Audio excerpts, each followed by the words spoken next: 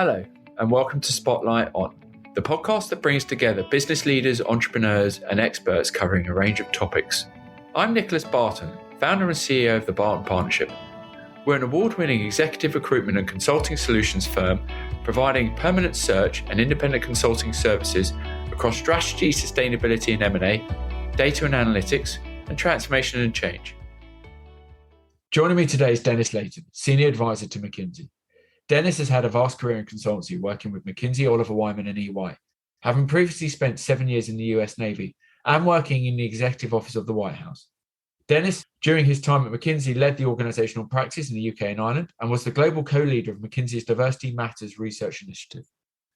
Dennis, great to have you on this podcast today. Thank you for joining me. Let's start then with the first question. Can you start by giving a quick introduction about your career story and how you got to where you are today? Yeah, I think I have a pretty atypical story, right? I mean, I started working when I was 13, right? Swap meets, fairs, those kinds of things, right? When I was in high school, I worked a lot, right? So I would finish school and walk 4 miles to the mall and fry chicken until 11 o'clock at night, right? Which I'm still pretty good at. Oh, good. Life skills. But, I barely graduated high school, right? And so my only real option was to join the Navy, which I did, and it changed my life, right? I mean, it starts with, teaching you how to fold your underwear in a triangle, and then you're bouncing quarters on beds. And by the end, I was making boats fly. And, that sense of personal efficacy, I can do whatever I put my mind to, I really got from the Navy. And, after I did that, I went to Georgetown, and then from Georgetown, I worked at the White House. And then from the White House, I joined McKinsey, kind of by accident in some way, right? Just right place, right time, people asking the right questions. And, McKinsey, like the Navy, changed my life, right? I mean, they took a chance on me and in a lot of ways. And I think it worked out for all of us. And I joined their office in Palo Alto in 1996 as the only analyst ever there, or the first analyst ever there. And just right place, right time, right level of nerdness, and helps, start their internet practice. And, was able to ride that, became one of a handful of people in their history to that point to be made an associate without getting an MBA or something. And then I moved to Europe to be their .com dude, because I could say dude like I meant it, and that was important. And worked with some great clients here. And then, the founder of eBay and founder of Netscape and founder of Gateway and a few of their friends started a venture fund on the West Coast with the guy that I worked with named John Hagel. And they asked me to come and help lead their strategy team, which I did. May of 2000 was maybe the worst possible time ever to start a venture fund, right? So I got to watch it all kind of blow up right in front of me.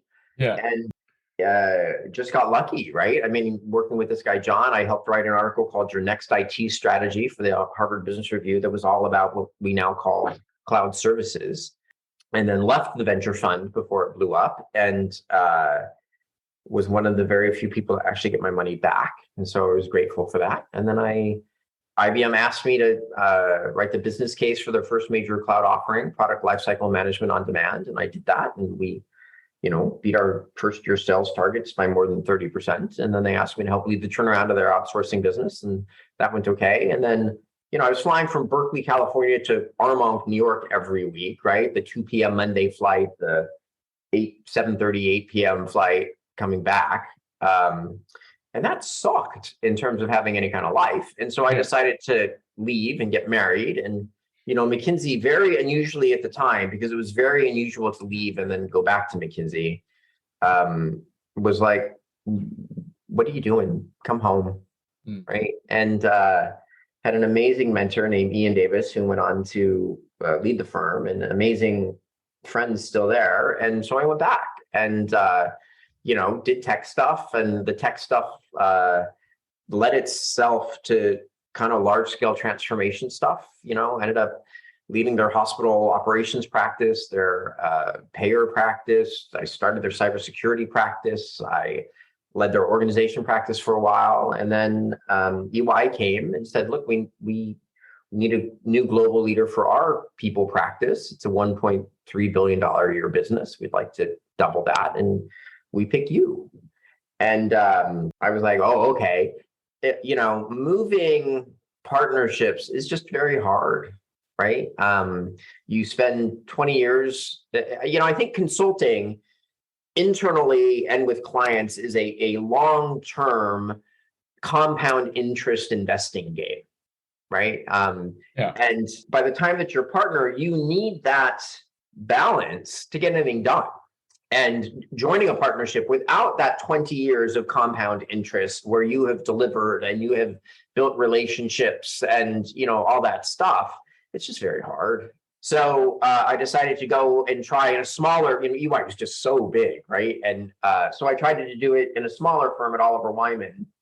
And again, just different places have different cultures, different histories, different everything. And so then I decided to leave that and start a stock market for the fractionalized shares of fine art, which I am handing over to other folks now. But it's something I'm super passionate about as a way to support art institutions. And I've come back to McKinsey where I'm doing what I've done for 25 years, which is helping organizations get a grip, get stuff done and outcompete the market. Well, firstly, I mean, we've got a whole range of topics to talk about today, but I feel there's another podcast sitting here already about your career. I mean, there's certainly nothing typical. With a music video, right? I mean, let's just be very clear. You don't just go from the Navy to the White House to McKinsey by accident, right? There was a plan behind that, and certainly something that I'm sure has been driving you as well. So that's fantastic. It's been great to hear that, and I'd love to talk about it in more detail. But let's move on to the real topic at hand here. So obviously you've been in consulting now for over 25 years. And you mentioned to me that you are, only one of two openly gay partners in McKinsey's London office. How have you seen the landscape change over the last 2 decades with regards to diversity and inclusion, particularly in reference to the LGBTQ plus community? It's actually really interesting. I think that so at McKinsey, what we do is we kind of solve the hardest problems, right? I mean, most of the stuff that we get to work on, other people have tried other things, easier approaches first, right? I mean, we're pretty expensive, we're pretty busy, and you can't expect to take these hard, hairy problems and then just apply that thing that everybody else has thought about at business school, right? And so you kind of need to be able to look at the problem in a lot of different ways and some unusual and out of the box ways. And so, I think that people at McKinsey have kind of always recognized the importance of having a diversity of perspectives in the room to be able to look at the problem in a different way and solve it, right? And so, my experience with McKinsey from the beginning, from the time that I was the first openly gay consultant up to that point in their San Francisco office in 1996, right? I've always been that, well, you're kind of different, but we'll probably both learn a lot guy, right? And I think that earlier in my career, so, the number one rule of influence is that people like them who like them. And earlier in my career, I think I really led with, I'm really not like you, and I'm not sure I like you. And that was dumb. Right? Yeah. And I mean, you and I have had talks, right? I mean, Sure. whether you're gay or Black or Jewish or whatever, right? I mean, I think that there's enormous upside in finding a way to connect with people and finding what you have in common and to build that social capital that you need for influence. And I think that the thing that's changed for me in that time is that I don't need to almost proactively jump before I'm pushed on the different thing, because people care about it a whole lot less than I do. Yeah. Right. And I think that for all of the importance, and I'm, deeply committed to diversity, I think that one of the high class problems that we have now is how do we create a welcoming environment for lots of different kinds of people, and how do we make it work? Right. And I really think that the more that we learn on all sides, how we make it welcoming, how we, meet people's basic needs, right? How we for inclusion, for feeling like they're valued, for helping them believe that they can be successful. If you look at a lot of the research around this whole great resignation thing, right? It really comes down to two things. The first is, what's your deal? Is that a good deal? And the second is this question, my boss helps me be successful in my job. And I think that where we're getting to on the diversity thing is, thanks for the cheerleading. And I appreciate the pom-poms, but what I really need is for you to help create opportunities for me and for you to help me be successful in those opportunities. And there's been huge strides in that regard, but you feel that there is still more to be done. I think that management in general is evolving, right? And I think that, the pendulum has gone to a certain place where there's just a lot of leadership, right? Let me have my comm plan. Let me get the messages. As opposed to, well, what does that mean? Right? I mean, I'm kind of a card geek, right? And sometimes, and I think this applies to everybody, right? Where you really need that transmission, right? Like, well, what should you be doing? And how are you doing? How do people perceive you? What do you need to do differently, right? And why do you care? And those ongoing conversations, that management skill that the manager needs, right? Really just needs to be applied across the board. And so, I remember talking to a government agency about their diversity issue. And I said, rather than make that the problem, another problem that the diversity person needs to solve, maybe the problems with the manager, right? Where you have to ask yourself, how often are you talking to that person about what specifically they should be doing and how they're doing and those kinds of things? Because generally what happens is you end up with this kind of circle of trust of people a whole lot like you that you then actually feel safe enough to have those conversations with. And it's breaking down that barrier, the difference between being a mentor and being a sponsor, a cheerleader. Yeah, I'm an ally. Okay, well, great. How many jobs have you given that person, right? How many times have you called them at 10 o'clock and said, that was shit. Let me help you fix it, right? Yeah. And that's really that level of engagement, that grip in the transmission that's really going to make the difference as we get to the next level. Okay. Well, look, you played a central role in McKinsey's GLAM network. Can you talk a little bit about that and its origins and its impact in that regard? I think that I was just really lucky. Early on, I got in touch with a guy named John DeVincenti's, who really is the godfather of this stuff at McKinsey, who happened to be gay. And after I got my offer, he called and he said, I just want to introduce myself and let you know I'm always here in case you need something. And so at the end of the week, he called and he's like, right, so I hear you're wearing hiking boots with your suit. Don't do that. And and I hear you've just gone out of your way to tell everybody why you're different. And that, maybe you don't want to do that. And having someone really care enough to say, well, you're pronouncing that guy's name wrong. And I'm like, no, I just pronounced. He was like, Dennis, shut up. I've worked with the guy for 10 years and you're pronouncing his name wrong. I'm like, oh, okay. Thank you for that. Right. I'm so lucky that I had those kinds of people who would spend political capital they didn't quite have with me yet, right, for my benefit. And so that's really what GLAM, at McKinsey, you're not going to be successful in the firm by being a GLAM rock star. Yeah. But you're going to be successful when you create impact with your clients, right? When you, find the people in the industries and the functions that you want to work on, where together you guys create impact on the client in a really big way. And, the GLAM cape, okay, that's great. But if you're not making impact on your client, it's not going to help you, right? It's not going to hurt you. It's not going to help you. And so what I think that with all of these ERGs, we need to get to next is we've kind of said, look, this is your safe place. Come hang out here with other people like you, right? But it's not your success place.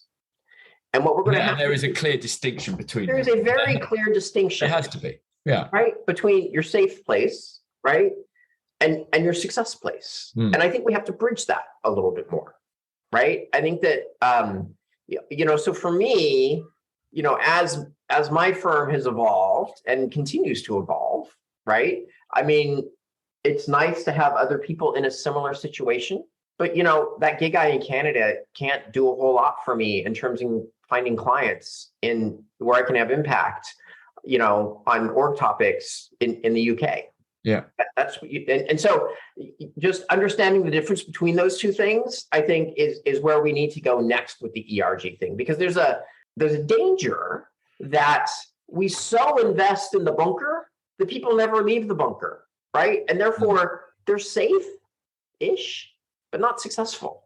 And what we want is for people to be successful and safe, right? And I really think that having conversations around how we bridge that is really where we need to go next. And so having those, do you find yourself hearing yourself giving the same feedback that you got when you first came on board? Yes. And I think that I have to be careful, right? I mean, so on the one hand, there is value in being that little bit of grit in the oyster of like, sorry, that wasn't good enough. Or, maybe you want to think about that, right? Or, I have a guy I'm working with now who's been a friend for 20 years, and he makes these jokes that, I'm his wardrobe coach, right? I would be like, dude, what are you wearing? Right? And there are some people who, have a sense of humor about that, but you've just got to be careful, like a tiny little bit of grit in the oyster is helpful, right? Too much grit in the oyster just ruins it, right? And is painful for everybody. And so I do find myself really focusing on opening the accounts with a decent bonus, with a decent balance, right? And then having a little bit of compound interest over time and understanding the relationship and the ratio between the balance and the fees, just to use a metaphor. Yeah. Right? I think as I get older, I'm more aware that you can be over-focused on being right to the point that no one will listen to you.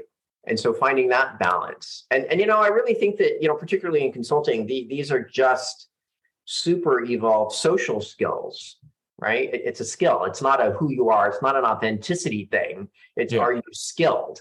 And I think we're all continuing to learn on that, right? And continuing. And it's funny because I think that sometimes we expect more leeway on being a clumsy human than we're willing to give, right? Especially on some of these diversity topics. Yeah. And I was I think I told you the story. I was on a train and I was talking to someone who's from Sri Lanka, and I was saying incredibly stupid things like, I love Indian food. And, and she was like, you're an idiot, right? Right? But, luckily her heart was big enough that, there was capacity for clumsy humanness, right? In this kind of conversation. And I just really think that the more that we develop that capacity, the more successful we'll all be. Yeah. Well, in 2016, you were listed in the Financial Times Outstanding Rankings for LGBT Executives. I mean, how important is representation in your industry, and how has it played a part in your own leadership style when you think about it from that perspective? I think that representation matters, right? Because when you, I remember growing up in Orange County, California in the 80s, and you never saw happy gay people on TV, right? You saw people dying of AIDS. You saw kind of dirty, scummy people who, were clearly the bad guy, right? You didn't see that guy, who works really hard to support his family. And I had a really hard time dealing with the gay thing. I didn't come out until I was in my mid-20s, which I think saved my life, actually. And this was after the Navy. Well, this was at Georgetown after the Navy, right? No, I came out while I was in the Navy, but I basically had to reject all of the stereotypes and the images that I had of gay people and believe that I could be my own person with integrity on my own terms, right? And one of your questions later is like, what does pride mean, right? And I think that what people don't get is the reason that pride was important is that most gay people lived lives of shame.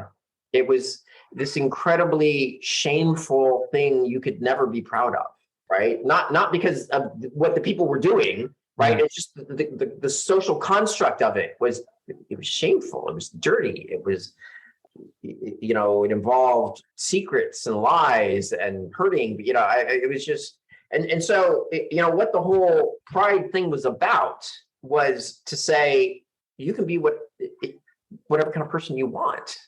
And for me personally, what that meant was what's really important is the kind of gay person you are. Just like it's really important the kind of heterosexual you are, the kind of Jewish person, the kind of Black person, right? Like there's a big spectrum, right? And the pride I have is as a professional, as a parent, as a partner, it has to do with the way that I try to live my life with integrity. And that there's this really interesting, there's been so much research on happiness lately, right? Which it's an important topic. And, some of it says it really comes down to three things, right? One is your ability to live with decisions you've made and not be stuck in regret, right? The second is the feeling that you're not at the risk of being completely overwhelmed and destroyed at any moment. And the third is your ability to be okay with the person you see in the mirror. And, for a long time, all three of those things were out of reach for gay folk. Like, if you came out as gay, your career was over. My husband really struggled with the impact of coming out, right? He came out and suddenly people decided that he needed to pay for his own college tuition. He came out at business school and he had one of the highest GPAs, the best GMAT score, one of the most interesting resumes, and he got one callback. And that one callback was for a company in terms of interviewing, right? You spent several hundred thousand, right? One callback, the callback was actually from McKinsey. And, McKinsey at the time said, well, you're clearly very smart, but because you spent all your time working in the library to pay for things, you didn't get the leadership experiences we expect to find in people. So, so I think that the cost, just the reality of some of these things that come as a result of that, right? Pride is really around creating a world where it's not a shameful thing. It's something you can be proud of. Not marching through the streets half naked, waving flags, and there's a place for that, fine, right? Not at my age. It's around the fact that it doesn't have to hold you back anymore. Does that make any sense? Yeah, absolutely. Of course. And it's amazing how far things have come in. Oh my God. So amazing. Right? Yeah. It's a fantastic story. And moving on then, you co-led the Diversity Matters research into gender and ethnic diversity in executive teams. This has been or has become one of the most incredibly influential pieces and one of the most cited reports ever published on the topic. What really motivated you to lead this project? And could you shed some light on its impact since it was published? Yeah, so I'm a research sociologist by background, right?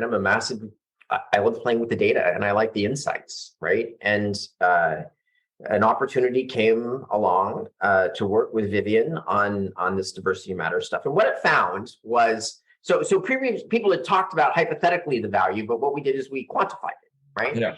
And what we showed was that, there is an impact on your profitability when you have a more diverse executive team or board, right? And as a result, I think that it really influenced a lot of the ESG agenda. The highest coefficient in our data set was around the impact of having women on executive teams in the UK. Yeah. Right? There was a big gap. And I think that, through the amazing work of, Helena Morrissey and the 30% Club and, all of these, things are changing. We still have a long way to go, right? I mean, and it's really kind of interesting because where we need to go is, I have a stay-at-home partner who gave up his career as a vice president of a leading bank, in finance. that has enabled me to be successful in my job. But, and if you look at a lot of really successful women out there, a lot of them have had to make really big trade-offs in terms of, their relationships and their families and those kinds of things. And so we really need to be, I'm involved in a conversation right now about how we support reproductive health for women, right? And, we've just really got to put all of these enablers that men just take for granted, whether that's childcare or how we support women to have families earlier in their career, because, you got to wait till your partner before you can have you maybe miss that window, right? Because age matters. And how do we create support networks for the stay-at-home husbands? How do we, there's just all of these things that we need to do so that we can really unlock the value that we would get from, having people around the table who look at the problem differently and help us grow and help us, solve problems.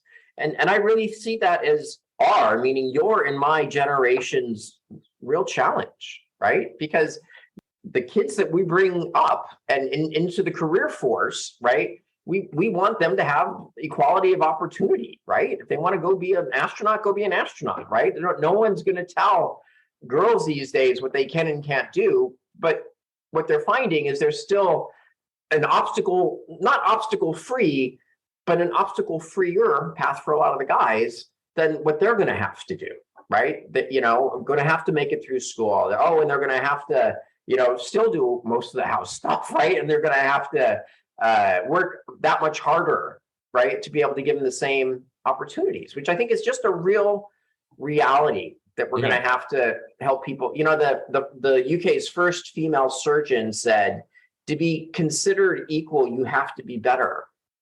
And luckily she had a sense of humor about it. And she said, luckily it's not that hard. But the reality is we are programmed for stranger danger, right?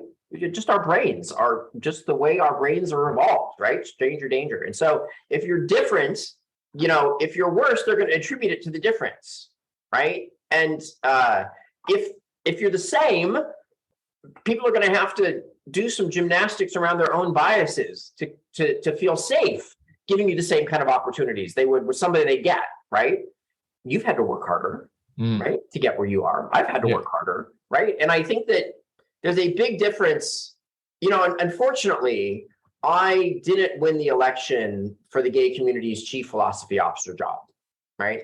And I didn't win the election, to be the chief justice officer or the chief marketing officer. That one hurt, right? Because I think I have good things to say. But, the reality is there's a difference between the way the world we'd like to be and the way the world is, right? And I think that for the benefit of the person in the context right now, there is more benefit for me telling them, you're going to have to be better. And you can, be bitter about that, or you can take that energy and work harder and be better. And all things being equal, right? Because I there's not a lot I can do about changing the world and the context and those things. I mean, I'm trying. I have done a few things that, the advice I would give to the individual right now, whatever their diversity category is, in general, the person with the better answer wins, right? I was talking to a business school cohort, I think to the horror of the organizers, where I was like, we've just heard a whole lot of people talking about the bias out there. The way you counteract that is by being the person who does the Excel better, who does the PowerPoint better, who has a better answer, who works harder, and you can say that's not the world we think should be. Yeah. And I would agree with that, but it is the world we have. But this is the challenge that, organizations are now embracing. Building an inclusive culture is a priority for a lot of companies, especially coming out of COVID now, obviously. And, firms' ability to adapt, to a, more flexible virtual environment has changed the game in terms of how do you build an inclusive culture? How do you build a culture that gives, an equal platform for all? What advice would you give leadership to ensure that they are creating a safe space for their employees to be their authentic selves then? What have you seen that has worked, I guess, in your experience? So, it's actually really interesting. About 10 years ago, I took McKinsey's CEO transition training and I applied it to diversity categories. And I donated a workday a month to train diversity candidates to transition into senior executive roles. It's one of the more fulfilling things I've done in my career. And I have maintained relationships with a lot of those folks, right? I personally trained the top 165 executives who are LGBT in the world, right? Yeah. And I'm in the process of refreshing that, right? I'm very excited about it. And as part of refreshing that, I'm going to companies and saying, what do you need, right? And it's really kind of interesting because the 2 points that are really sticking out from the interviews I'm doing in terms of what they need, right? So we can design it for impact. The first is, gosh, we really need people who can build products that consumers want and are willing to pay for, right? As opposed to, yes, this other stuff is important too, but we're losing market share. And the other is this concept, and I'm trying to use the exact word that this person did from a manufacturing environment. And I think he used the term relational flexibility. And what he meant by that was, look, you enter these contexts as a locksmith.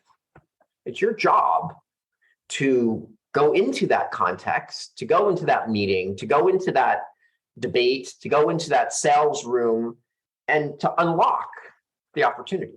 And if you go into it and say, I only do one kind of lock, I'm one kind of lock pick, you're just going to have fewer opportunities. And this authenticity thing, which is important, right?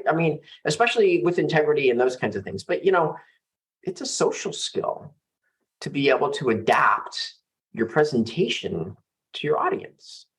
And it's a maturity thing to be able to read the room and realize what's going to be effective. Now, this doesn't mean you go in there and you make, a bunch of jokes and you make, to be one of the guys and, do stupid stuff. But I think that, again, if I was giving advice to someone I cared about who I really wanted to be successful, I would focus on what they need to do differently more than how the world needs to be different. I think those are very different kinds of things.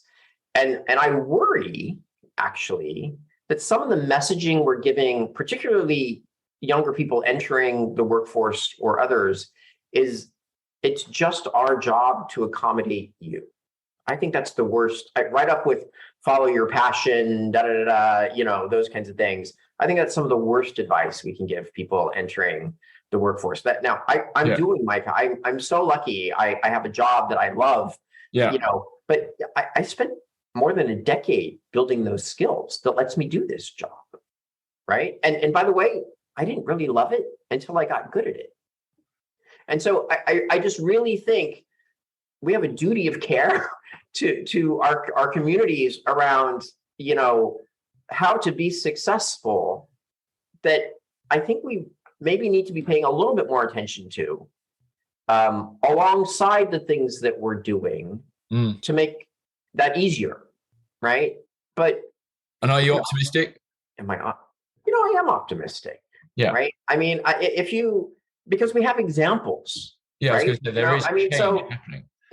I remember, Vivian Hunt, an African-American lady who, for a long time was McKinsey's office manager, right? I remember 20 years ago, she was the black lady in the office. I was the gay guy in the office. And I would be like, you would not believe what some clumsy human just said to me.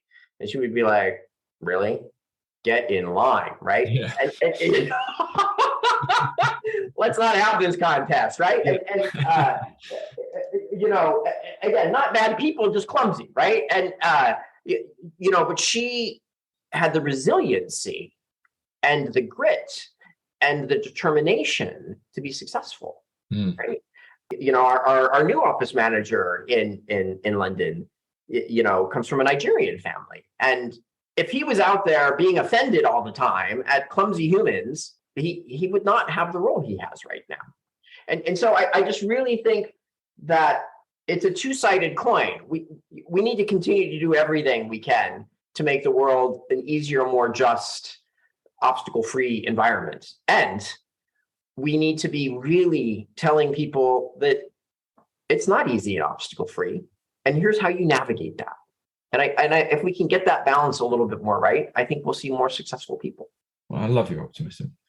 Great, Dennis. It's June. It's Pride Month. Let's end on this question, which is, what does pride mean to you?